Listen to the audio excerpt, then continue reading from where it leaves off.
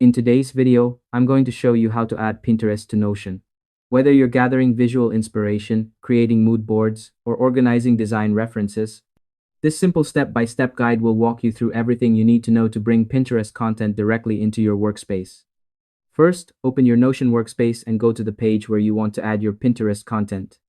This could be a project page, a design board, or any area where visual references will help you stay organized and inspired. Make sure you have the correct page open so the embedding process is smooth and straightforward. Next, switch over to Pinterest and locate the pin, board, or profile you want to embed.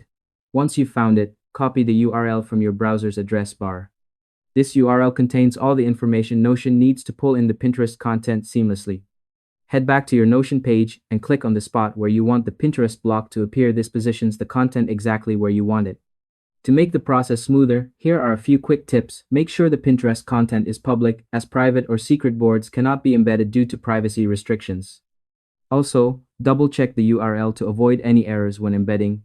Doing this beforehand can save you time and prevent unnecessary issues. Once you've clicked on your page, type embed to bring up the embed block option.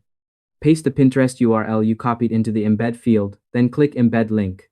Notion will process the link and display the Pinterest pin, board, or profile as an interactive block right in your page. You can now resize it by clicking and dragging the edges, or reposition it by dragging the block wherever it fits best within your layout. After that, your Pinterest content is fully integrated. You can scroll through boards, interact with pins, and reference inspiration without ever leaving Notion, which keeps your workflow smooth and distraction-free. And that's all there is to it. By following these simple steps, you'll be able to embed Pinterest content directly into Notion easily and efficiently. Thanks for watching, and I hope you found this tutorial helpful.